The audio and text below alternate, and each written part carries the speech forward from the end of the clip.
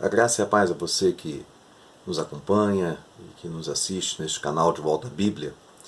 Hoje eu gostaria de pensar com você num texto que se encontra lá em Atos dos Apóstolos, capítulo de número 20, a partir do verso 17, quando o apóstolo Paulo ele manda chamar os anciãos da igreja de Éfeso e ali ele dá algumas recomendações. E ele está se despedindo desses anciãos devido à sua ida a Jerusalém. E segundo o próprio apóstolo Paulo, ele está indo a Jerusalém sabendo que, segundo a revelação do próprio Espírito, que ele passaria por muitas provações. Mas o que me chama a atenção nesse texto, que eu quero pensar com você aqui, é que quando o apóstolo Paulo o chama, eu reflito algo que tem nos chamado muita atenção, pelo menos a mim tem me chamado a atenção. Qual o tipo de pastor ou os pastores que nós temos visto hoje em muitas igrejas? Eu confesso para vocês que nesses 35 anos que eu tenho de crente em Jesus, mais de 20 anos no ministério, eu tenho observado que há uma certa escassez muito grande de pastores. Mas eu não digo de pastores no sentido de pessoas consagradas, eu falo de pastores segundo a Bíblia. Eu falo de homens que tiveram encontro com o Senhor e foram vocacionados pelo Senhor para o ministério da palavra. O apóstolo Paulo, nesse texto, ele faz algumas ponderações que eu acho muito interessantes e que o texto, por si só, nos dá algumas recomendações. Eu não vou falar de todo ele, mas pelo menos destacar alguns pontos importantes.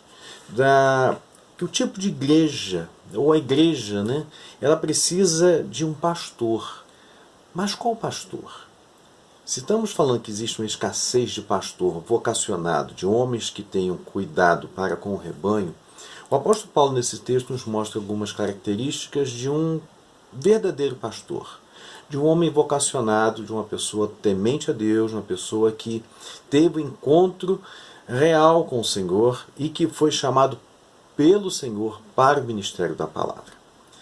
Há muito tempo eu sou professor de seminário, dou aula em seminário, principalmente na área de ministério pastoral. Preparamos inclusive uma apostila destacando esse detalhe.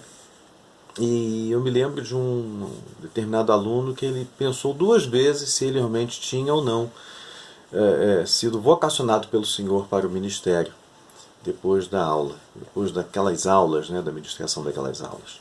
Porque nós mostramos dentro de uma realidade o que é ser um pastor, o que envolve e por que nós devemos tomar muito cuidado com aquilo que nós chamamos de ministério pastoral e que nós chamamos de vocação. E em relação ao pastor, eu quero pensar nesse texto de Atos, capítulo 20, a partir do verso 17, algumas características de um pastor que a igreja precisa. O primeiro deles, a primeira característica, é que seja o exemplo dos fiéis. No capítulo 20 de Atos, verso 17 ou 19, o apóstolo Paulo diz assim, ou pelo menos o Lucas registra dessa forma. E de Mileto mandou a Éfeso a chamar os anciãos da igreja, e logo que chegaram junto dele, disse-lhes, vós bem sabeis, desde o primeiro dia em que entrei na Ásia, como em todo tempo me portei no meio de vós. Ele diz mais, servindo ao Senhor com toda a humildade e com muitas lágrimas e tentações que pelas ciladas dos judeus me sobrevieram. Uma das coisas que nos chama a atenção é que um pastor é uma pessoa que, em primeiro lugar, ele tem compromisso com Deus. Diz o texto, servindo ao Senhor com toda humildade. Primeiro, ele tem compromisso com Deus. Segundo, ele é uma pessoa humilde. Não humilde no sentido de ser uma pessoa pobre. Eu estou falando no sentido de ser humilde de coração. Aquela pessoa que se vê no lugar que realmente ele é. O lugar que Deus o colocou. O apóstolo Paulo, com humildade, com mansidão, apesar de ser um homem cheio do Espírito Santo, vocacionado pelo Senhor, teve visão do terceiro céu, ele viu coisas inefáveis, ele era um homem humilde. E o próprio Senhor Jesus nos ensina isso. E aprendei de mim, que sou manso e humilde de coração. Quantos arrogantes nós temos encontrado no nosso meio. Quantos pastores que pensam que são melhores do que os outros, que outros pastores e que os membros da igreja. Simplesmente porque muitas vezes tem um título a mais, ou possui vários títulos pendurados na parede do gabinete. Eu quero dizer que é necessário a humildade. Eu não estou dizendo que o pastor não deva estudar. Aliás, essa é a função principal de um pastor. Meditar na palavra, oração, estudo da palavra para ensinar, aprender. E quanto mais ele sabe, mais ele deve ensinar ao seu rebanho e mais humilde ele deve se tornar. Mas a primeira coisa que um pastor tem que ser, em primeiro lugar, uma pessoa que seja exemplo dos fiéis. Observe o que ele diz. Vós bem sabeis que desde o primeiro dia em que entrei na Ásia, como em todo esse tempo, me portei no meio de vós. Ele tinha conduta, ele tinha um posicionamento, ele tinha uma maneira de se portar diante da igreja. E a forma como ele se coloca, ele diz, servindo ao Senhor com humildade. Essa é a primeira característica que eu destaco em relação à vida de um verdadeiro pastor através do exemplo do apóstolo Paulo. A segunda coisa, que se ele tem que ser exemplo dos fiéis, e o apóstolo Paulo fala inclusive isso para Timóteo, a segunda coisa que eu observo é que pregue em todos os lugares, independentemente do número de pessoas. Você já viu que muitos pastores deixam de pregar em determinados lugares porque o número de pessoas é muito pequeno? As pessoas que se encontram ali não têm uma quantidade enorme de pessoas que ele possa pregar com toda alegria. Né? Eu já vi casos de pastores que recusaram o convite porque não havia ali cerca de 500 pessoas, no mínimo, para ele pregar.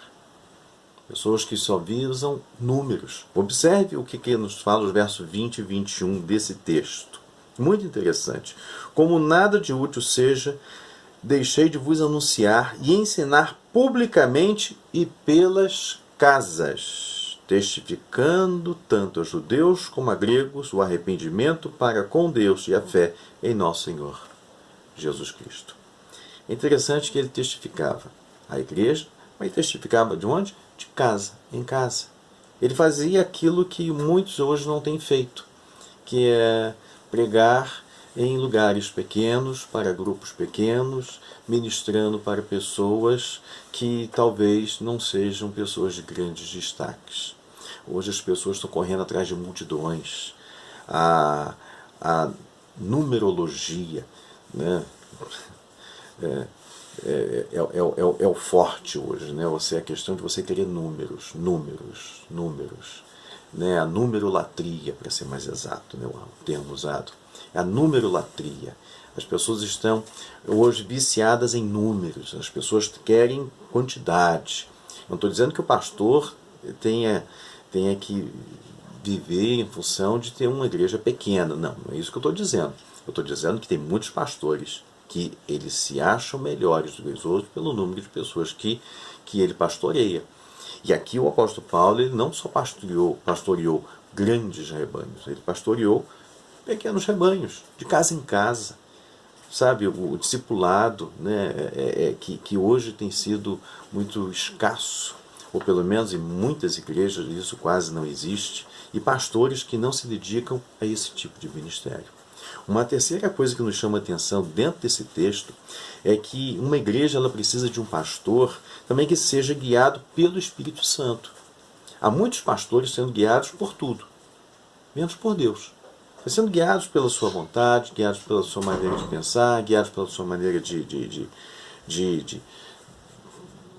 imaginar como tem que ser o ministério, mas em momento algum ele para ser guiado literalmente pelo Espírito Santo, deixando o Espírito Santo trabalhar no seu coração, ainda que o Espírito Santo o leve para lugares que ele não gostaria de ir, ou que ou o quê? Ele mas vai passar por tribulações e angústias. Observe verso 22 e 23 desse texto. E agora eis que, ligado eu pelo Espírito, vou para Jerusalém, não sabendo que lá me há de acontecer, senão que o Espírito Santo de cidade em cidade me revela, dizendo que me esperam prisões e tribulações. Um pastor que é guiado pelo Espírito Santo, e ele está numa igreja, essa igreja ela é abençoada, muito abençoada. Primeiro porque ele não vai falar de si mesmo, ele vai falar que o Espírito Santo determina. E quando ele é guiado pelo Espírito Santo, ainda que ele saia dessa igreja e vá para uma outra, ele não vai pelas benesses que a outra igreja está oferecendo. Ele vai porque o Espírito Santo está o guiando para estar naquela igreja. Tem muitas pessoas hoje abandonando, ou deixando, melhor dizendo, o ministério, trocando o ministério pelas facilidades e pelo poder aquisitivo que ele pode ter melhor na outra igreja, pelo que a outra igreja tem oferecido.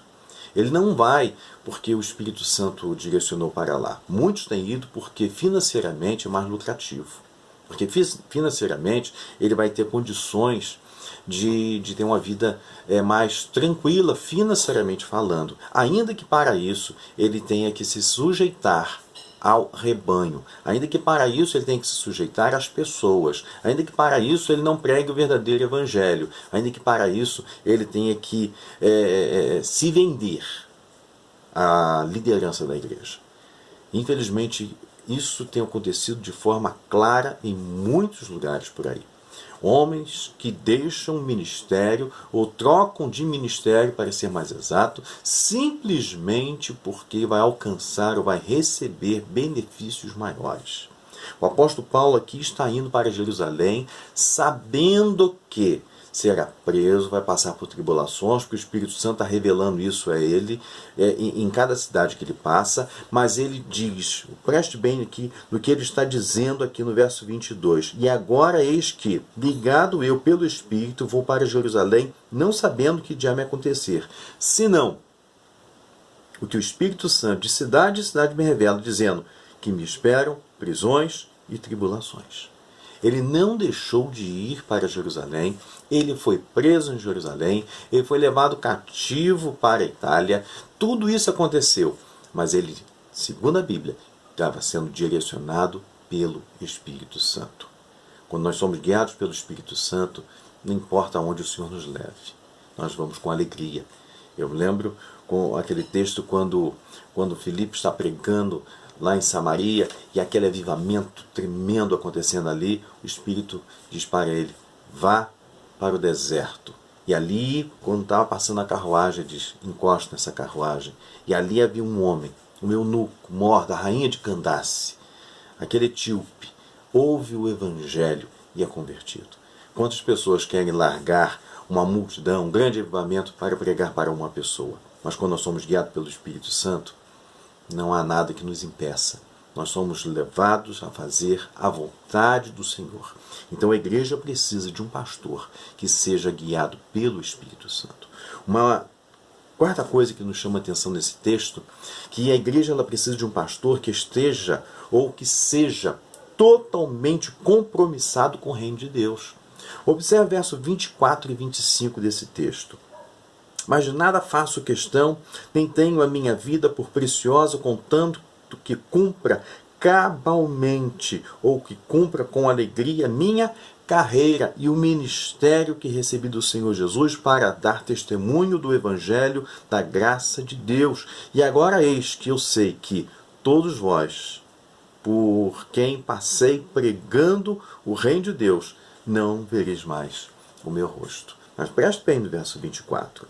Mas de nada faço questão, nem tenho a minha vida por preciosa, contanto que cumpra com alegria a minha carreira. Aqui um pastor precisa ser um homem compromissado com o Evangelho. A alegria dele é cumprir com alegria a carreira que lhe foi proposta pelo Senhor. Aquela pessoa que ele está no ministério pela alegria do que o ministério oferece. E olha aqui, eu sou pastor há muito tempo. E a gente tem mais tristeza e aborrecimento muitas vezes do que alegria. Mas nós não deixamos que isso nos impeça de fazer a obra do Senhor. Porque nós estamos no centro da vontade de Deus. E quando você está no centro da vontade de Deus, a gente cumpre o nosso ministério com alegria. Aqui Paulo não deixou de cumprir o seu ministério. Aqui ele não deixou de fazer aquilo que o Senhor havia determinado para ele. Preste atenção. E o ministério que recebi do Senhor Jesus para dar testemunho do Evangelho da graça de Deus. Ele sabe qual é o propósito do Evangelho na vida dele, que é o ministério sendo cumprido segundo a vontade do Senhor Jesus. Este cumprimento, essa vontade de fazer a obra do Senhor com alegria, não olhando ao redor, mas olhando para o Senhor e fazendo a vontade do Senhor. Cumprir cabalmente o ministério que o Senhor propôs ao coração desse pastor. Um pastor que a igreja precisa tem que ser um pastor que tenha compromisso com o reino. Uma outra coisa que nos chama a atenção, que a igreja precisa também de um pastor que pregue todo o Evangelho. Verso 26 e verso 27 é muito interessante, que ele diz assim: portanto, no dia de hoje vos protesto que estou limpo do sangue de todos, porque nunca deixei de vos anunciar todo o conselho de Deus. Aí que nós temos um grande problema. Nem todos os pastores têm pregado o Evangelho como deveriam pregar. Hoje você deve ter observado que se prega muito o Evangelho, onde a palavra arrependimento, pecado, mudança não ocorre mais. As pessoas não falam mais em ter uma vida transformada, mas dizem que Jesus te ama, que Jesus quer você no seu coração, que Ele está de braços abertos querendo te receber. Não é essa a mensagem que as pessoas ouvem? Ele te ama, Ele te compreende, Ele entende você, Ele te aceita como você é. Só que aceita, mas tem que haver mudança. É igual aquela mulher pega em adultério. Quando todos foram embora, Jesus olha para aquela mulher e pergunta: ninguém te condenou? Também não te condeno, agora vá, não pegues mais. O problema é que as pessoas estão invertendo os valores. As pessoas venham como está e fiquem como estão. Do mesmo forma como você se encontra, da mesma forma como você veio, continue. Você está cheio de carrapicho, você está cheio de doença, você está cheio de problema, continue do mesmo jeito. Jesus te ama. Ou seja, não há mudança, não há transformação, não há restauração. Isso me lembra da história de um pastor que foi pregar numa determinada igreja, e o pastor chegou e disse para ele exatamente essas palavras: olha, pastor, você está chegando aqui, então eu vou te pedir que você não fale em adultério, porque alguns irmãos aqui na igreja têm pulado da cerca, sabe como é que é isso, né?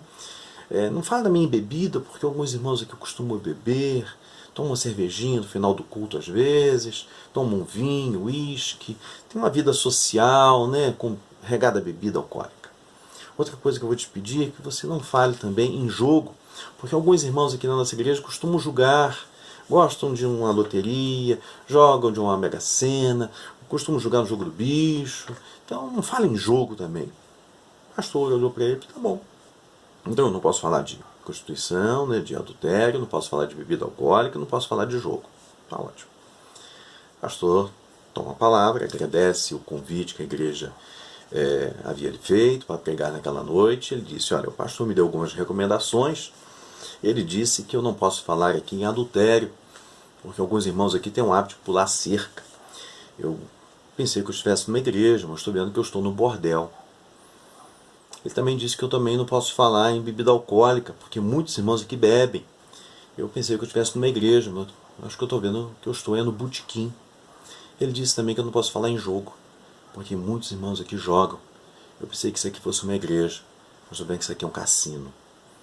Mas eu quero dizer para você que Jesus transforma, liberta o homem da prostituição, liberta o homem da bebida alcoólica, liberta o homem do vício do jogo. E se você tomar a decisão por Jesus Cristo e verdadeiramente se entregar a Ele, você vai ser liberto de tudo isso. Moral da história: o pastor pregou e ainda fez um apelo dizendo: você quer mudar sua vida? Venha aqui à frente. Segunda história: o pastor presidente da igreja foi o primeiro a se ajoelhar na frente ali do púlpito, pedindo oração e se arrependendo dos seus pecados. Se você não prega todo o Evangelho, não tem como haver mudança.